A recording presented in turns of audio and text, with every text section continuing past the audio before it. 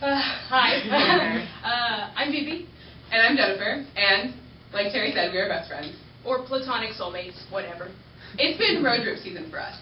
We do intense road trips, like ocean kayaking in between readings of Thich Nhat Hanh, mission state writing between TED Talk advice on the road type intense. Intense, like hiking Arches National Park, reading about owning your identity and Carry On Warrior, and spending car rides quickly alternating between karaoke-style belting shares Believe and writing 5-year plans.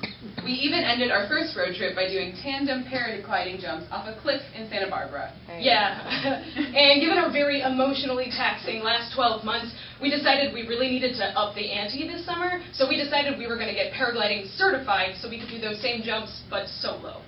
This past year was my last year of college and Vivi's last year post-grad, or first year post-grad. Alongside these very defining times in our lives, we were simultaneously meticulously planning this trip.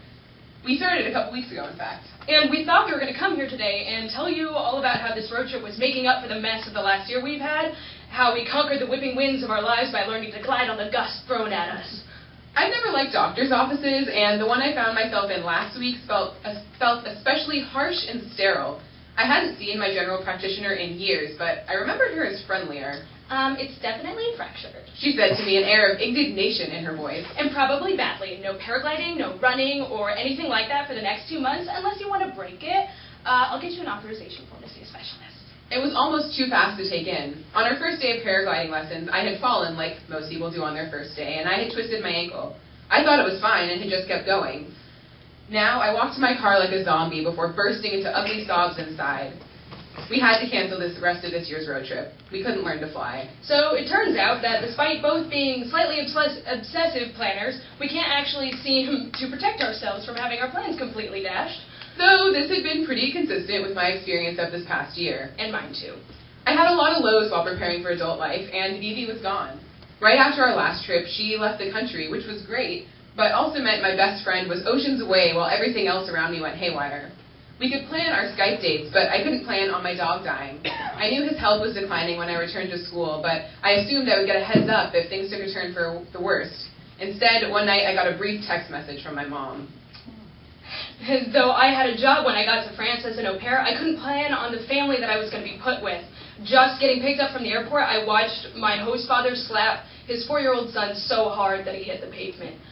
I was with them for 3 months, and I come from an abusive home, so in the first couple weeks I felt very defeated because all these years later, I still have no power over it.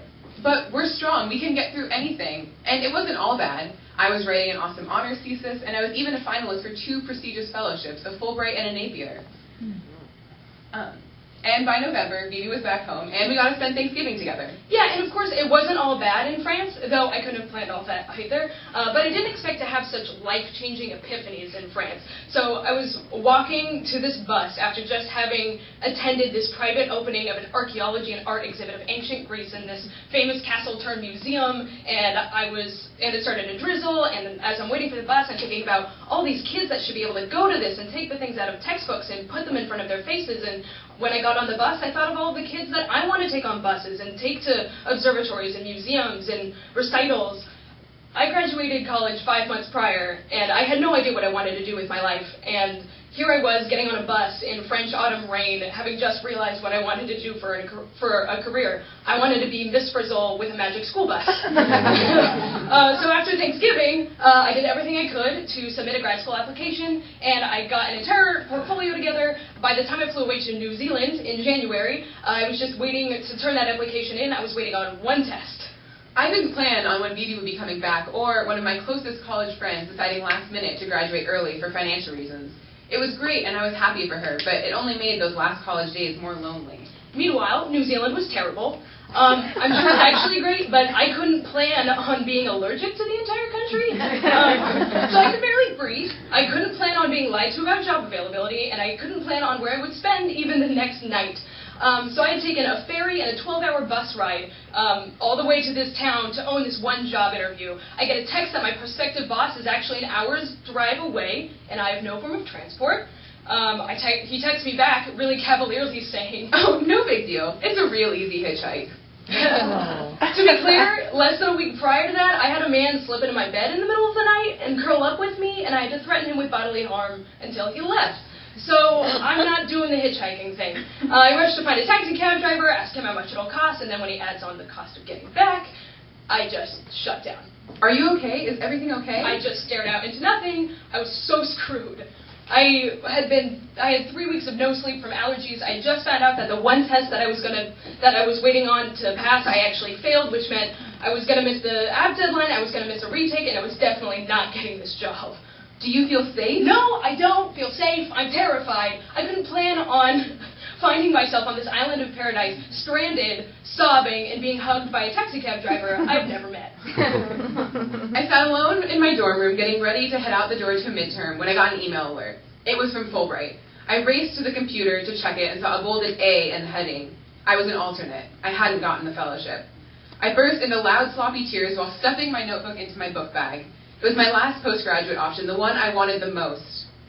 I looked around the walls, thinking about all the various disappointments and hardships this year had brought, all of which had taken place in this dorm room. I looked around the walls and saw the door, which I had stood by as I received the phone call about Napier, which I was also an alternate for. The accumulated weight of all the sadness of the year felt like too much, but there wasn't time to wallow. So I headed out the door, eyes still bloodshot, and went to my midterm. After 6 weeks, I just about had it with New Zealand. I paid a ton of money to change my flight and booked it back to California, racing to retake tests, find work, and to submit that frickin' grad school application. I started applying for any job I could find and heard back from hardly any. I failed that retake test again, and I was going to definitely miss the deadline. I had some small highs.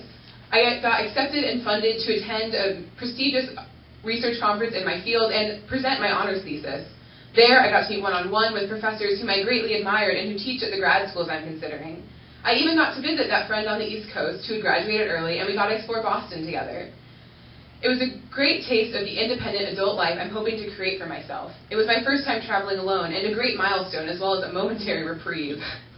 I get an email from my university, or prospective university, saying their deadline was being extended, so I could still apply. I get a job tutoring international students in English. I finally passed that one stupid test, and now I'm just waiting to hear back on that application. Amidst all this, we set out on our road trip. We had planned everything down to the recipes for our picnic lunches. Despite my fall, we spent the rest of the week happily jumping off cliffs, coasting the wind down to the ground. My ankle was swollen, but I just iced it a lot and took it easy. But we couldn't plan for how that one fall on that first day affected the entire rest of the trip. So here's what our story is about.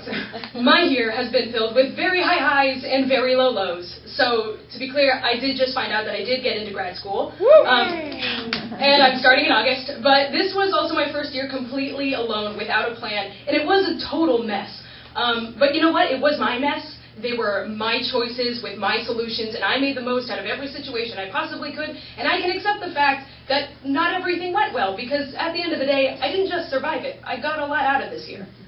For me, this year is about facing the harder realities of adult life, that things are not always fair or just, but accepting that is just a part of being an adult.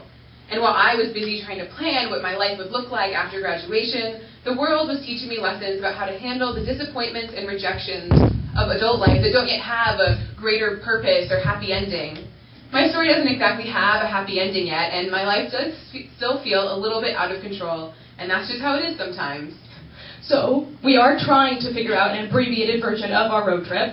And we have a mantra for this time in our lives, one from a song I showed Vivi a few years ago.